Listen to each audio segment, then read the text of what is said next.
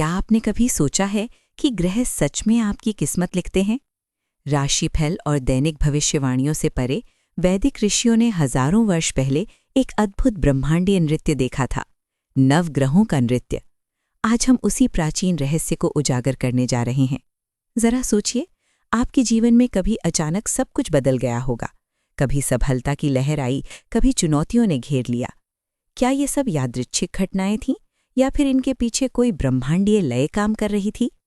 हमारे पूर्वजों ने इसी प्रश्न का उत्तर खोजा और पाया कि 9 आकाशीय शक्तियां, जिन्हें हम नवग्रह कहते हैं, हमारे जीवन को एक अदृश्य धागे से बांधे हुए हैं। ये वीडियो केवल ज्योतिष की बात नहीं है, ये उस गहन विज्ञान की यात्रा है जिसे हमारे ऋषियों ने आकाश को निहारते हुए समझा। आज हम जानेंगे कि ये नवग्रह कौन हैं, इनकी अनूठी ऊर्जाएं क्या हैं, दशा काल का रहस्य क्या है और कैसे ये ज्ञान आपके जीवन को एक नई दिशा दे सकता है।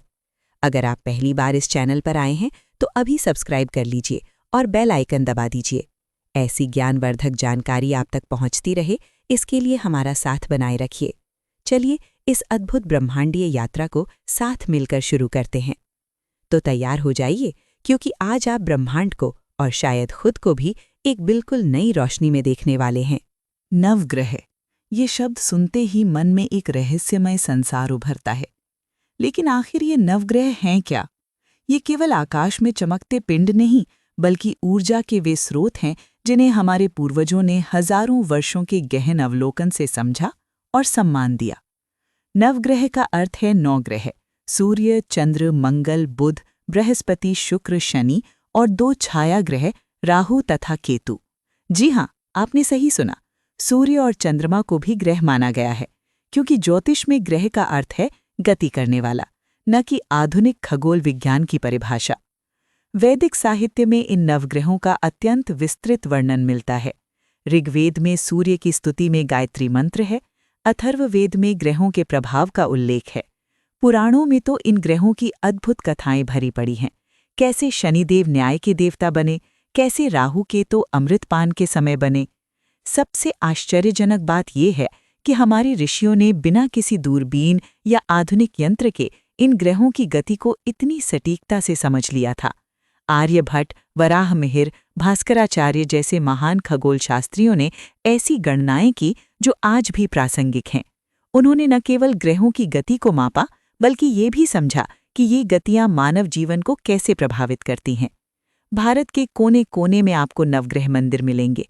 तमिलनाडु से लेकर उत्तराखंड तक हर बड़े मंदिर में एक नवग्रह स्थल होता है, जहां भक्त इन 9 देवताओं को प्रणाम करते हैं।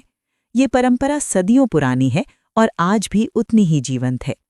हमारे पूर्वजों ने हर महत्वपूर्ण काम, चाहे विवाह हो, गृह प्रवेश हो, यात्रा हो या नया व्यवसाय, इन नवग्रहों की स्थिति देखकर ही शुरू किया।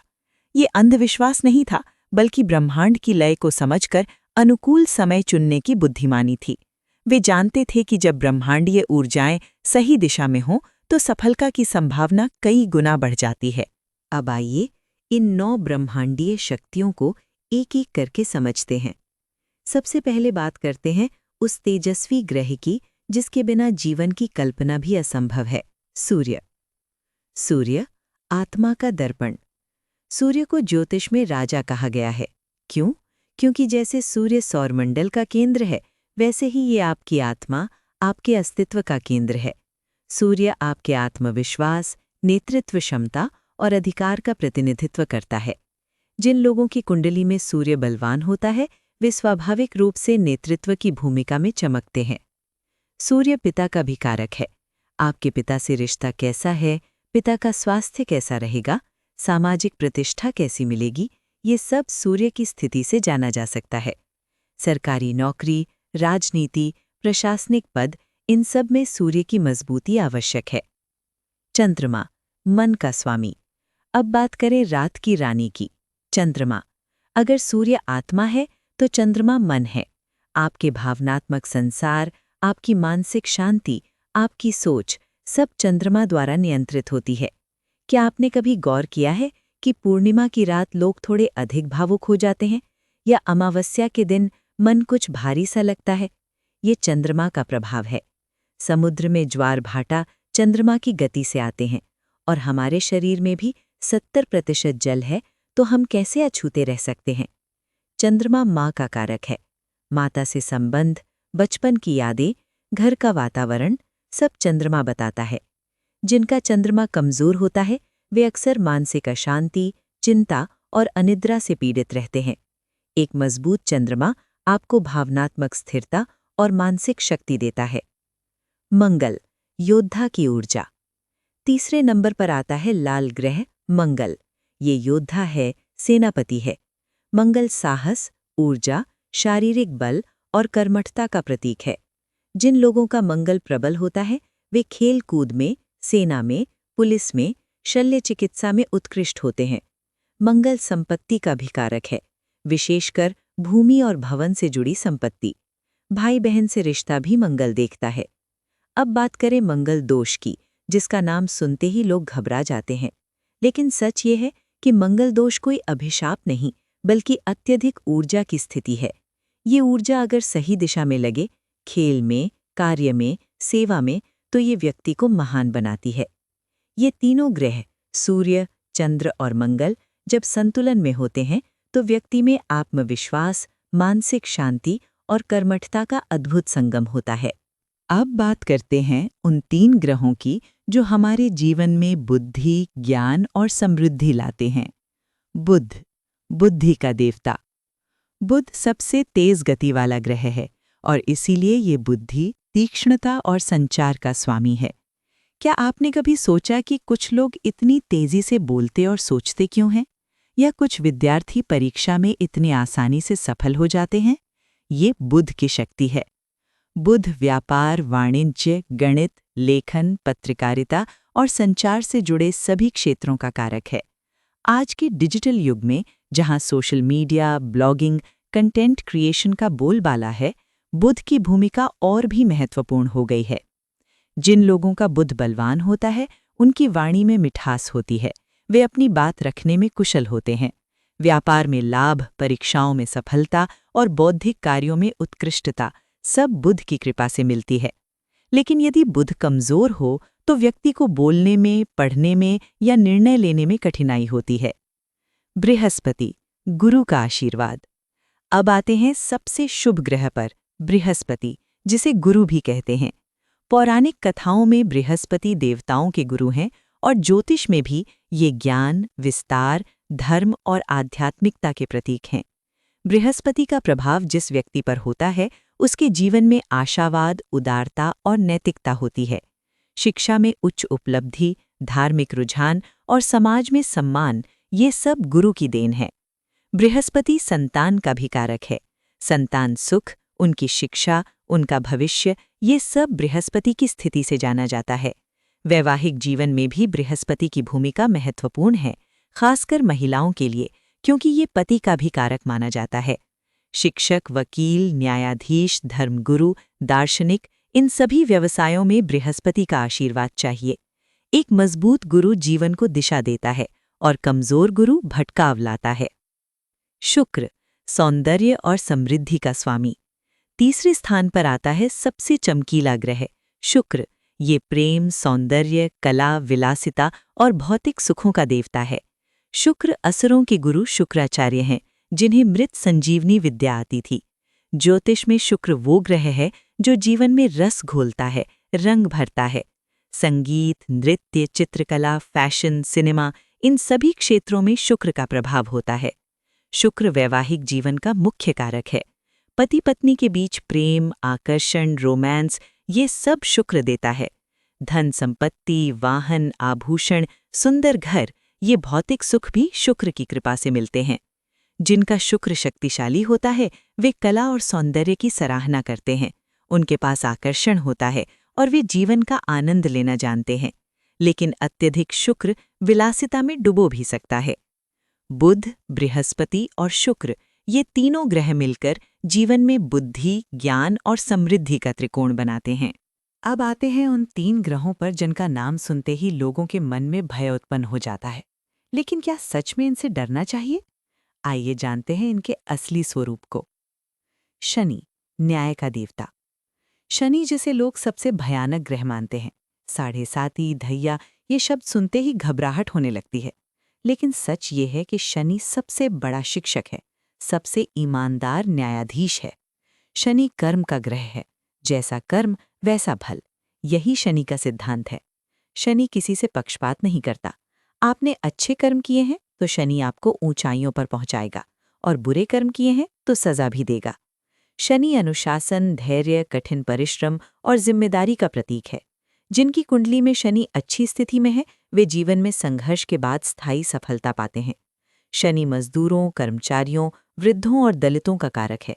ये सामाजिक न्याय का ग्रह है।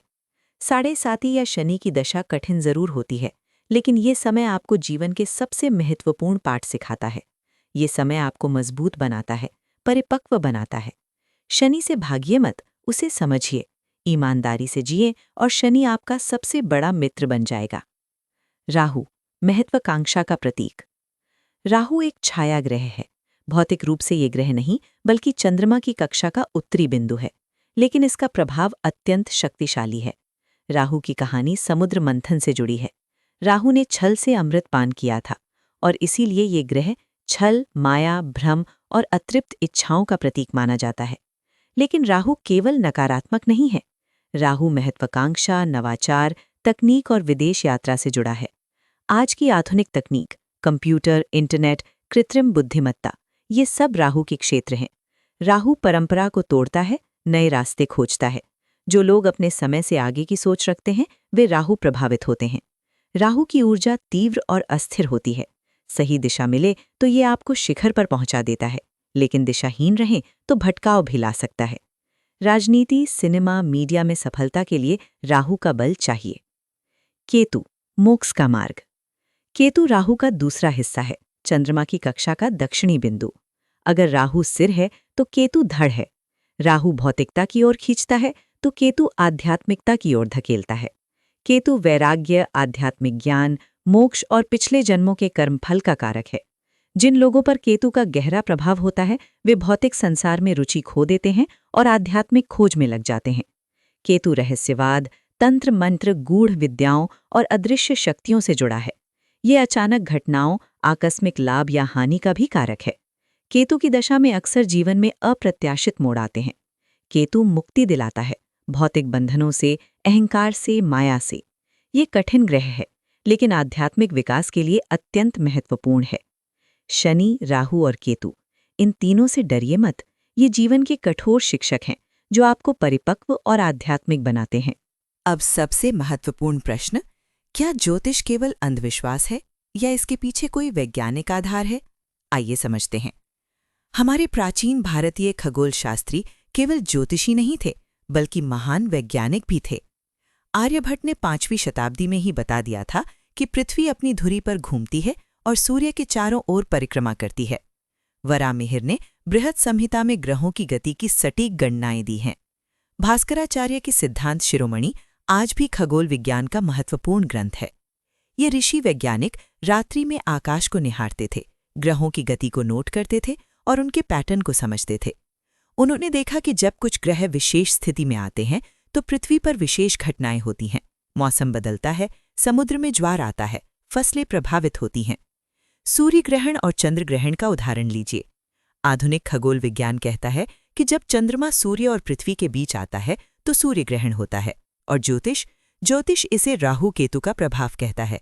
दरअसल राहु और केतु चंद्रमा की कक्षा के वे दो बिंदु हैं जहां सूर्य और चंद्रमा की कक्षाएं एक दूसरे को काटती हैं, और यहीं ग्रहण होते हैं। तो राहु केतु कोई काल्पनिक शक्तियां नहीं, बल्कि वास्तविक खगोलीय बिंदु हैं।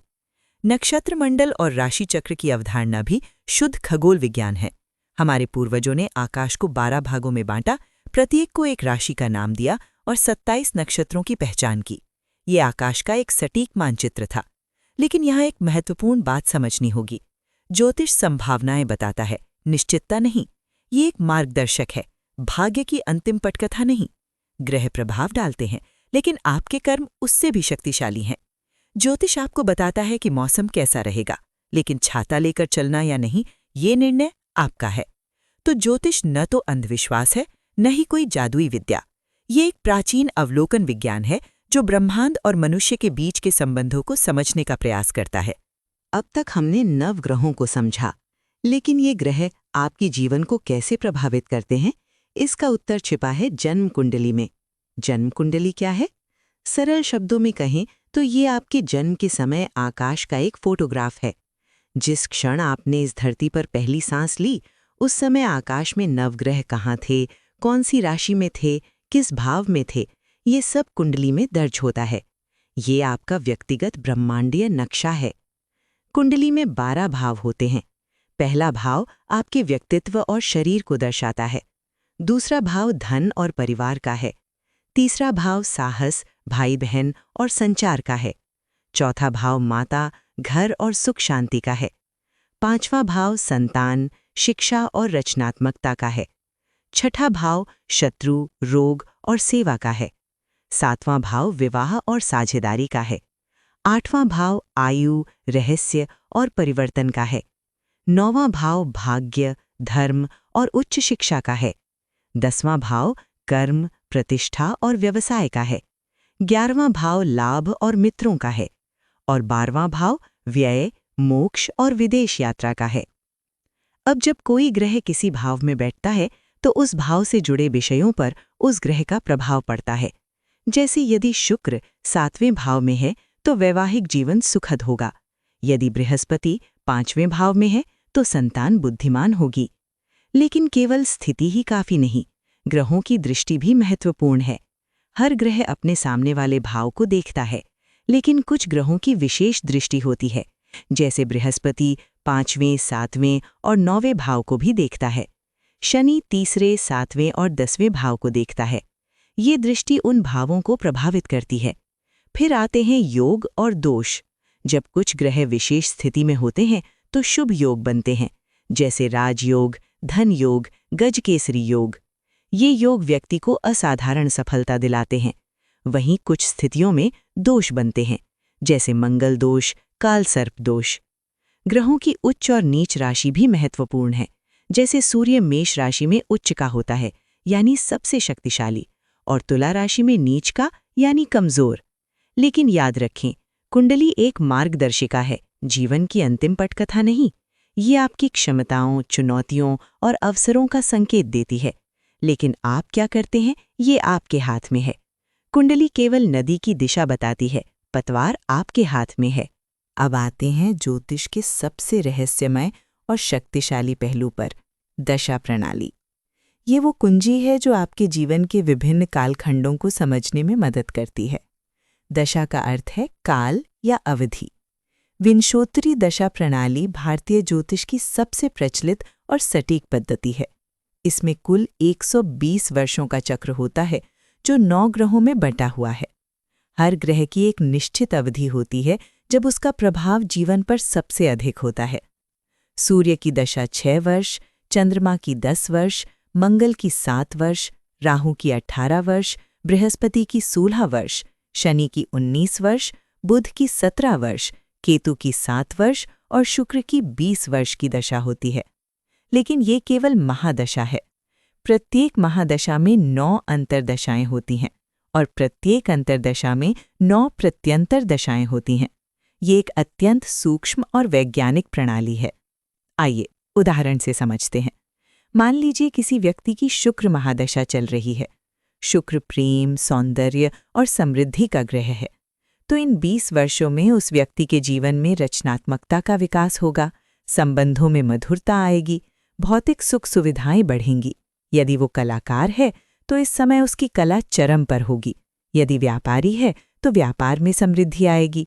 विवाह योग्य है तो इस काल में विवाह की संभावना प्रबल रहेगी। अब बात करें शनि महादशा की। 19 वर्ष की ये अवधि अक्सर कठिन मानी जाती है, लेकिन ये कठोर शिक्षक का समय है।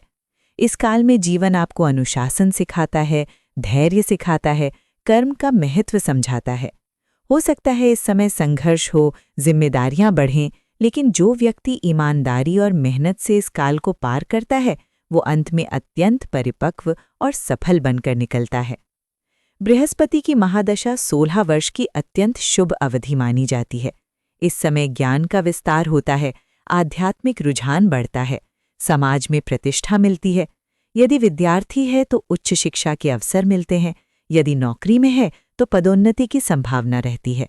संतान सुख में भी वृद्धि होती है। राहु की महादशा 18 वर्ष की होती है और ये अत्यंत महत्वाकांक्षी काल होता है। इस समय व्यक्ति परंपरागत रास्तों से हटकर कुछ नया करना चाहता है। विदेश यात्रा, तकनीकी क्षेत्र में सफलता, राजनीति में उभार, ये सब राहु दशा में संभव हैं। लेकिन सावधानी चाहिए, क्योंकि राहु भ्रम भी पैदा कर सकता है।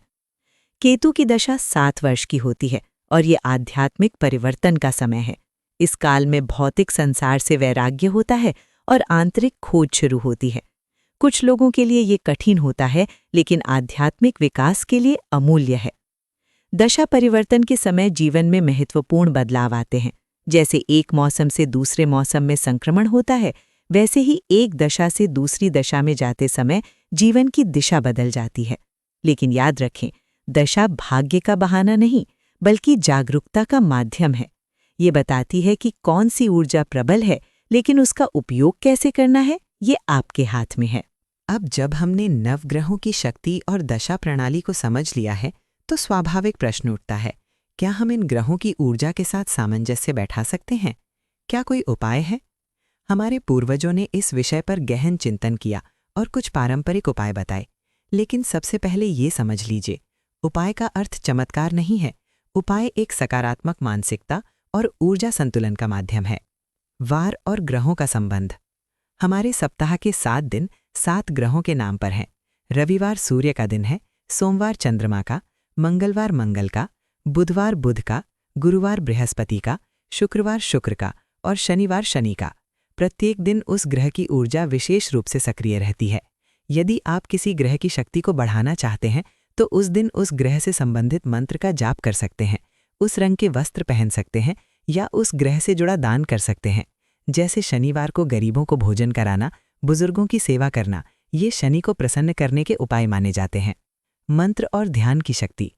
प्रत्येक ग्रह के लिए विशेष मंत्र हैं। गायत्री मंत्र सूर्य का मंत्र है। ओम नमः शिवाय चंद्रमा से जुड़ा है। ये मंत्र केवल शब्द नहीं है, बल्कि ध्वनि तरंगे हैं जो हमारी चेतना को प्रभावित करती हैं। नियमित जाप से मन शांत होता है और सकारात्मक ऊर्जा का संचार होता है। दान और सेवा का महत्व। प्रत्येक ग्रह के लिए विशेष दान बताया गया है। सूर्य के लिए गेहूं और गुड़, चंद्रमा के लिए चावल और दूध, मंगल के लिए लाल मसूर, बुध के लिए हरी सब्जियां, बृहस्पति के लिए चना दाल, शुक्र के लिए सफेद वस्त्र या मिठाई, शनि के लिए काले तिल और उड़द दाल, राहु के लिए नीले वस्त्र और केतु के लिए कंबल दान करने की परंपरा है। लेकिन दान केवल औपचारिकता नहीं होनी चाहिए।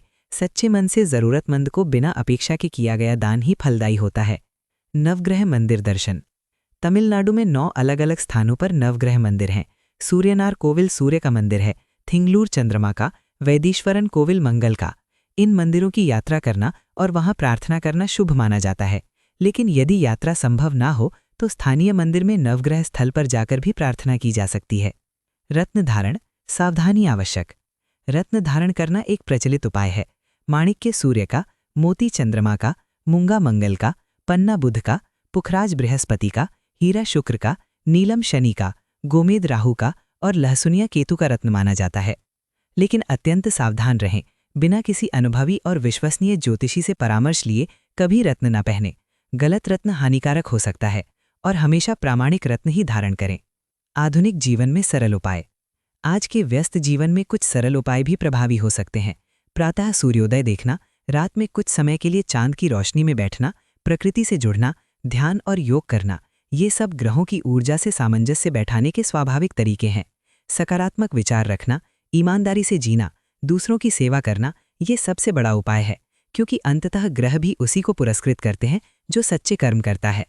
याद रखें, उपाय अंधविश्वास नहीं, बल्कि सकारात्मक ऊर्जा का माध्यम है, लेकिन असली शक्ति आपके कर्मों में है। तो ये रही हमारी यात्रा, नवग्रहों की दिव्य नित्य लीला को समझने की यात्रा। आज हमने जाना कि कैसे 9 आकाशीय शक्तियां हमारे जीवन को एक अदृश्य धागे से बांधे हुए हैं। सूर्य ने हमें आत्मविश्वास दिया, चंद्रमा ने भावनाओं को समझाया, मंगल ने साहस सिखाया, बुध ने बुद्धि का महत्व बताया, बृहस्पति ने ज्ञान का मार्ग दिखाया, शुक्र ने जीवन में सौंदर्य खोला, शनि ने अनुशासन सिखाया, राहु ने सपने दिखाए और केतु ने मोक्ष का मार्ग बताया। अगर इस वीडियो ने आपके मन में कोई नई सोच जगाई है, कोई नया दृष्टिकोण दिया है, तो कृपया इस चैनल को सब्सक्राइब ज़रूर करें और बेल आइकन दबाना न भूलें। हम साथ मिलकर ऐसी ही प्राचीन ज्ञान की यात्राएं करते रहेंगे और हमारी सनातन परंपरा के छिपे रत्नों को खोजते रहेंगे। हमारे पूर्वजों की दूरदर्शिता को नमन, जिन्होंने बिना किसी आधुनिक उपकरण के ब्रह्मांड के इस गहन रहस्य को समझ लिया। उन्होंने हमें ये ज्ञान विरासत में दिया। अब हमारी जिम्मेदारी है कि हम इसे समझें और सही तरीके से उपयोग करें। लेकिन सबसे महत्वपूर्ण संदेश ये है कि ग्रह मार्गदर्शक हैं, नियंता नहीं। वे आपको रास्ता दिखाते हैं, लेकिन चलना आपको है। वे संभावनाएं बताते हैं, लेकिन निर्णय आपका है। अंतिम शक्ति आपके कर्मों में है, आपके संकल्प में है। जीवन को ब्रह्मांडीय लय के साथ देखना एक अद्भुत अनुभव है। ये समझना कि हम इस विशाल सृष्टि का एक छोटा सा लेकिन महत्वपूर्ण हिस्सा हैं, यही सच्ची आध्यात्मिकता है। अपनी कुंडली को समझिए, दशा काल को जानिए, लेकिन उस पर पूरी तरह निर्भर मत रहिए। ज्योतिष एक दीपक है जो अंधेरे में रास्ता दिखाता है, लेकिन चलना तो आपको ही है। इस विशाल ब्रह्मांड में हम सब एक दूसरे से जुड़े हैं। सूर्य, चंद्रमा, तारे, ग्रह सब एक साथ इस ब्रह्मांडीय नृत्य में भाग ले रहे हैं और हम भी उस नृत्य का हिस्सा हैं। इस जुड़ाव को समझना, इस लय को महसूस करना और इसके साथ सामंजस्य बिठाना, यही जीवन का सार है।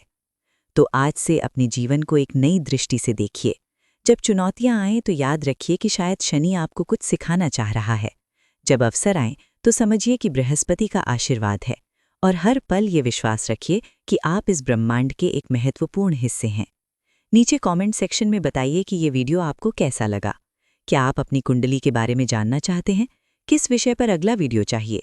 आपके सुझाव हमारे लिए अमूल्य हैं। अगले वीडियो में हम बात करेंगे कुंडली के 12 भावों की गहराई से, कैसे हर भाव आपके जीवन के एक विशेष पहलू को नियंत्रित करता है।